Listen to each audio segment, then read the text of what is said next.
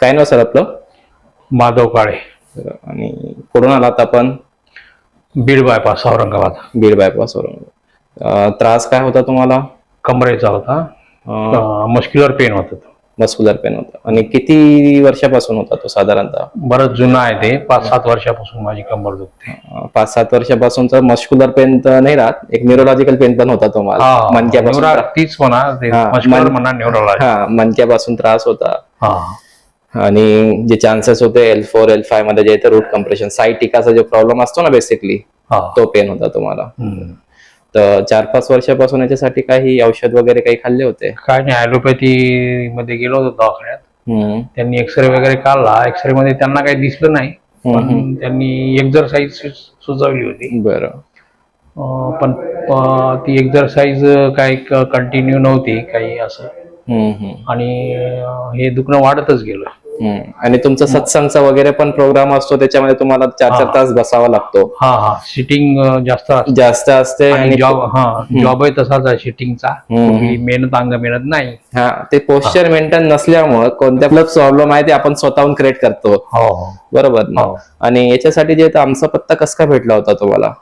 मी तर साऊल हार्ट केंद्र आहे तुमच्या बाजूला, बरोबर, त्या दवाखान्यात आलो. तुमचा बोर्ड दिसला, बाहेर मेडिकल आहे कृष्ण, तिथं पण तुमचा बोर्ड दिसला मला.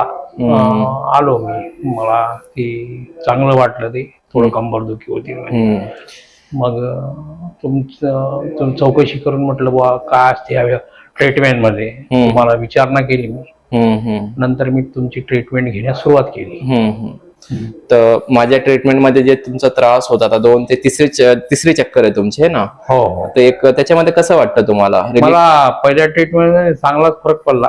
पहिली ट्रीटमेंट घेतली होती ना, मग मी म्हटलं बा ह्या ट्रीटमेंट 2-4 घेतल्या तर थोडं आपल्याला चांगलं वाटेल. बरोबर.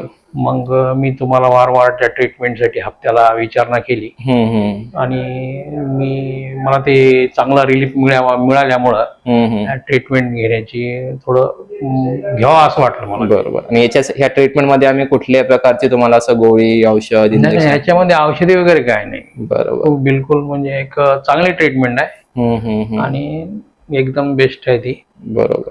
आणि ही ट्रीटमेंट घेतल्याने एकदम म्हणजे जी पेन आहे ना फारच कमी होते पा. बरोबर. आणि पेन होत नाही. आणि लोकांना फार कमी लोकांनाच माहिती आहे कायरोप्रॅक्टिक बद्दल काय आहे, तर लोकांना समजतच नाही. जे सारखं मन आपलं त्या पेन मध्ये राहते ना, आकडण जकडण, ती एकदम मोकळी होती. बरोबर, बरोबर. आणि एकदम हलकं वाटते पा, शरीर हलकं वाटतं. आणि असंच नाही का टेम्पररी वाटतं असं नाहीये, ते परमनंट होऊन जातो. आणि जे सारखं घरी किंवा कुठं जाताना असं पेन वाटते ना, पाठी, कमरेत किंवा गुडघ्यात, ते फार कमी होते. बरोबर. तर ट्रीटमेंट पासून बोला ना. त्याच्यामुळं ही ट्रीटमेंट म्हणजे घ्यावं वाटते माणसाला. बरोबर. म्हणजे त्रास फार कमी होतो. बरोबर. आणि ट्रीटमेंट पासून मग तुम्ही फार समाधानी आहात? हो. दुसऱ्या पेशंटला पण तुम्ही सजेस्ट करू शकता? नाही, काय हरकत नाही घ्यायला. एकदम चांगली ट्रीटमेंट आहे. ओके. आणि याच्यात कुठली औषधी नाही, काही नाही. आपलं शरीराची जडणघडण कशी नॅचरली पाहिजे तसं ते आहे सर्व. बरोबर. आणि आपल्या समजा चुकीच्या सवयीमुळं, बसण्याची सवय, चालण्याची सवय, त्याच्यामुळे ह्या थोडंफार स्पाइन जे 99% जे प्रॉब्लेम आहे ना, ते ह्या चुकीमुळे होतं. आपण कसं बसतो, कसं झोपतो, कसं काम करतो, हे मानव निर्मित प्रॉब्लेम आहे. हे काही मोठं प्रॉब्लेम नाहीये. म्हणजे आपण जे टेन्शन घेतो ना की मला असं झालं का, तसं झालं, तसलं नसतं, काय नसतं. हे फार छोटा प्रॉब्लेम आहे, पण याची वेदना फार जास्त आहे ट्रीटमेंट केल्यानंतर. पण याला तुमचा त्रास जे कमी ठेवणं तुमच्या हातामध्ये असतं. तुम्ही जर पथ्य केले तर आयुष्यभर त्रास कमी राहणार. मला वाटतं की बाबा खोटं ऑपरेशन करावं लागते कमरेचं, बरोबर वाटतं. पण तुमच्या त्या सांगण्यामुळे, त्या ट्रीटमेंटमुळे माझा बी थोडा त्याच्यावर विश्वास बसला. आणि मला वाटलं बा हे आपल्याच चुकीच्या सवयीमुळे हे सर्व दुखणं आहे. बरोबर.